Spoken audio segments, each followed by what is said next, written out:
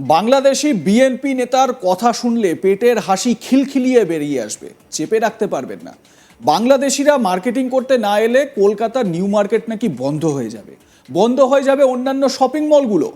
বাংলাদেশিরা কলকাতায় মার্কেটিং না করলে নাকি আমাদের এখানে ব্যবসা বাণিজ্য সব লাটে উঠবে।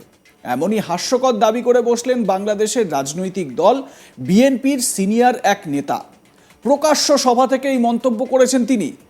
এখানেই শেষ নয়, এই নেতার কথায় বাংলাদেশিরা যদি ভারতে ট্রিটমেন্ট করাতে না আসেন তাহলে নাকি কলকাতার হাসপাতালগুলো বন্ধ হয়ে যাবে। তিনি পরিষ্কার বলছেন ভারতের তৈরি শাড়ি বর্জন করার কথা। তিনি বলেছেন সে দেশের মা বোনেরা টাঙ্গাইল খাদির শাড়ি পরবেন, ভারতের শাড়ি পরবেন না। তার নিদান হাসিনার জন্য যারা মায়া কান্না কাঁদেন তারা আর যাই হন না কেন বাংলাদেশের বন্ধু হতে পারেন না। তার মুখে শোনা গিয়েছে আরও মারাত্মক কথা, যারা অবিরামভাবে আমাদের বিরুদ্ধে মিথ্যাচার করছে, আমাদের দেশ দখল করতে চায়, তারা কখনো বাংলাদেশের বন্ধু হতে পারে না। ওরা যদি ভিসা বন্ধ করতে চায় তাহলে ওদের ক্ষতি হবে। ভারত থেকে ফেন্সিডিল ইয়াবা বাংলাদেশে ঢুকবে না। চাঞ্চল্যকর এই মন্তব্য করেছেন বিএনপির সিনিয়র যুগ্ম মহাসচিব রুহুল কবির রিজভী। নামটা এতক্ষণে ভালো করে বুঝেই গিয়েছেন, আরও একবার দেখুন তার হাস্যকর কথা। আরে আমরা যদি ভারতে চিকিৎসা করতে না যাই ওদের হাসপাতাল বন্ধ হয়ে যাবে। আমরা যদি ওখানে কেনাকাটা করতে না যাই ওদের নিউ মার্কেট বন্ধ হবে, ওদের সুপার মার্কেট বন্ধ হবে, ওদের দোকান পাট কলকাতা এবং আশেপাশে ব্যবসা বাণিজ্য চলবে না। হাসিনার জন্য যারা মায়া কান্না কাঁদে তারা বাংলাদেশের বন্ধু হতে পারে না, বাংলাদেশের জনগণের বন্ধু হতে পারে না, তারা এই দেশের কোনো মঙ্গল কামনা করতে পারে না। সুতরাং আজকে আমরা প্রত্যেকেই ভারতের পণ্য বর্জন করবো না?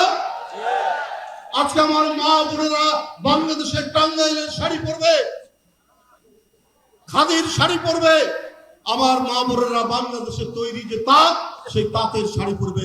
ভারতের কোনো শাড়ি কিনবে না, ভারতের কোনো জিনিস কিনবে না। যারা অবিরাম ভাবে যারা আমাদের বিরুদ্ধে মিথ্যাচার করছে, আমাদের দেশ দখল করতে চায়, চট্টগ্রামকে ছিনিয়ে নিতে চায়, তারা কখনো বাংলাদেশের বন্ধু হতে পারে না। আর ওরা যদি এই পরিস্থিতি যদি রক্ষা করতে চায়, ওরা এই পরিস্থিতি চায়, তাহলে ওদের ক্ষতি হবে, আমাদের ক্ষতি হবে না।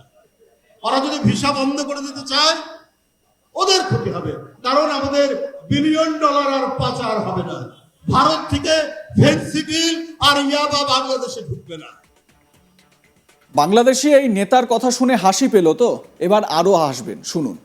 ইতিমধ্যেই রিজভীকে তীব্র নিশানা সানিয়েছেন রাজ্যের বিরোধী দলনেতা শুভেন্দু অধিকারী। তিনি বলেন আমরা ওদের সোজা করে ছাড়ব, আমাদের এখানকার পুটকে জেলার মতো দেশ, আমরা ওদের উপর নির্ভরশীল নই। ক্ষমতা থাকলে ইউনুস এক্সপোর্ট ইম্পোর্টের লাইসেন্সগুলো বাতিল করে দেখাক, এই দাবি উঠল। একই সঙ্গে সে দেশের মোহাম্মদ রিজভীকেও নিশানা করা হলো। বলা হয়েছে রিজভী তাঁর স্ত্রীর শাড়ি পুড়িয়ে দিয়েছে, মনে হচ্ছে ওনার স্ত্রীর একটি শাড়িই আছে। দাবি ওঠে রিজভী তাঁর বুকের যে রিংটি বসিয়েছেন সেটাও কলকাতা থেকে বসিয়ে গিয়েছেন। একবার সেই বুকের রিংটা খুলে দেখাক না। শুনুন শুভেন্দুর পাল্টা উত্তর। ওরাই তো বলছে ভারতে বয়কট করো, তা সরকারি ইউনুসের ক্ষমতা থাকলে বলুক না, এক্সপোর্ট ইম্পোর্টের লাইসেন্স গুলো উইথড্র করুক না। ওই কে এক রিজভী আছে, মোল্লা রিজভী, ও তার বউর শাড়ি পুড়াচ্ছে। ওর বউর মনে হয় একটাই শাড়ি আছে। ওর যে হৃদয়ের রিংটা আছে, ওই রিংটা তো কলকাতা থেকে বসিয়ে নিয়ে গেছে। ওই রিংটা বের করে দিক না। আমরা এদের সোজা করে ছাড়বো। ভারত ওই রকম একটা পুটকে আমাদের এখানকার একটা জেলার মতো দেশ, আমরা ওদের উপর নির্ভরশীল নই। আমরা যেটা দেখলাম যে ধর্মতলা তো একটা ব্যাপক সারা দেখা গেল, এবং আজকেও দেখলাম যে একেবারে সনাতনী সমাজ, তারা হিন্দুরা তাকত দেখাচ্ছে, হিন্দু শক্তি দেখাচ্ছে, সংঘ শক্তি দেখাচ্ছে। আমরা দেখছি যে আমাদের হিন্দুদের কাছে গর্বের দিন। বিতর্কিত ধাঁচা কর সেবকরা গুঁড়িয়ে দিয়েছিল। আজকে কলকাতার দুজন শহীদ হয়েছিলেন, রাম কোটারি, শরৎ কোটারি। আমরা প্রথম কর সেবককে প্রণাম করছি। দেখলাম যে আগের দিন ধর্মতলা এবং আজকে একেবারে আপনি যে ডাক দিয়েছেন সনাতনী সমাজের কাছে ডাক দিনে আমরা ডাক দিয়েছি যে একজনকে শুরু করতে হয়। পুজো হলে যেমন পুরোহিত থাকে, সন্ত সমাজ পুরোহিত, আর একজনকে ব্রতী থাকতে হয়, আমি ব্রতী।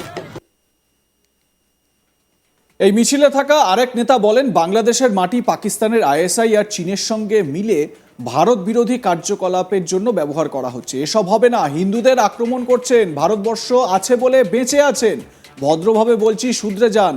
বড় ডায়লগ, 5 মিনিট লাগবে না, এমন কিছু করবেন না, আমাদের ব্যবস্থা নিতে হয়। ওই নেতার নিশানায় ছিলেন বাংলাদেশের অন্তর্বর্তী সরকারের প্রধান মোহাম্মদ ইউনূস। শুনুন। বাংলাদেশের মাটি পাকিস্তানের আইএসআই আর হচ্ছে সরাসরি যোগাযোগ করে যে চীন, এদের সাথে মিলে ভারত বিরোধী কাণ্ড কারখানা ঘটাচ্ছেন। এসব হবে না। হিন্দুদের আক্রমণ করছেন, বলছেন পাড়ায় এলাকায় মহিলারা বাজার করতে যেতে পারবেন না। কি ভেবেছেন কি বাংলাদেশ স্বাধীন হয়েছে ভারতের প্রায় 20,000 লোক মারা গেছে বলে, আজকে হাজার হাজার মানুষ এফেক্টেড হয়েছে বলে, ভারতবর্ষ ছিল বলে আপনারা আজকে বেঁচে মরতে আছেন? বড় বড় ডায়লগ, 5 মিনিট লাগবে সব দেখতে। ভদ্রভাবে বলছি শুধরে যান, এমন কিছু করবেন না যার জন্য আমাদের ব্যবস্থা নিতে হয়। এই ইউনূসের নোবেল প্রাইজ কেড়ে নেওয়া উচিত। You have no right. এই ধরনের লোক যিনি এত মানুষ খুনের জন্য দায়ী, যিনি আমাদের প্রভুদের আটক করে রাখেন জেলের মধ্যে, ওর বিরুদ্ধে কেন অ্যাকশন হবে না? কেন আন্তর্জাতিক কোর্টে আমরা যাব তার প্রস্তুতি নিচ্ছি আমরা। বাংলাদেশ থেকে বেঁচে দেওয়ার ছক কষেছে, পাকিস্তানের আইএসআই হাতে বেঁচে দেবে বলে ছক কষেছে, হবে না এসব। আমরা দেখলাম যে ধর্মতলাতেও এরকম একটা বড় প্রতিবাদ কর্মসূচি, তারপর আজকে দেখছি একটা ব্যাপক সাধারণ মানুষ তারাও কিন্তু সনাতনীরা রাস্তায় দেখা যাচ্ছে। কি বার্তা দিতে যায়? আরে ভাই, ওখানকার ইউনিউস আর এখানকার Mamata Banerjee, there is no differences. এখানে আমরাও দেখছি একই কাণ্ড। দুর্গাপুজো করতে হলে আমাদের অনুমতি নিতে যেতে হচ্ছে কোর্টের মধ্যে, এবং এখানকার সরকারের আরো পজিটিভ পদক্ষেপ নেওয়া উচিত। মনে রাখবেন, টালিগঞ্জের হচ্ছে কলোনি থেকে উত্তরবঙ্গের কলোনি পর্যন্ত সমস্ত জায়গায় শিকড় ছিন্ন বাংলাদেশি মানুষরা আছে। সে ভারত বদলেছে, যে ভারতে এক সময় মানুষকে শিকড় ছিন্ন হয়ে এখানে আসতে হয়েছিল। এখনকার ভারত যেখানকার হিন্দু সেখানে তাদের ক্ষমতাসীন করবে। এখনকার ভারত আমাদের হিন্দু ভাই বোন যারা বাংলাদেশে আছে তাদের পাশে ছিল, আছে এবং থাকবে। স্বাভাবিকভাবেই উত্তেজনা চরমে উঠছে বাংলাদেশের পরিস্থিতি নিয়ে। বাংলাদেশের বিএনপি এবং জামাতের নেতারা একের পর এক হাস্যকর মন্তব্য করে চলেছেন। অন্যদিকে তার পাল্টা প্রত্যুত্তরও আসছে এপার বাংলার হিন্দুত্ববাদী বিজেপি নেতৃত্ব এবং যে সংগঠনগুলো রয়েছে, হিন্দুত্বের সংগঠনগুলো রয়েছে, তাদের তরফ থেকে। স্বাভাবিকভাবে দুদেশের মধ্যে যে সম্পর্ক, সেই সম্পর্কের উত্তেজনা কিন্তু বাড়ছেই। আপনারা কি মনে করেন এ বিষয়ে জানাতে ভুলবেন না। লাইক, কমেন্ট, শেয়ার করতে থাকুন। দেখতে থাকুন আজ তাক বাংলা।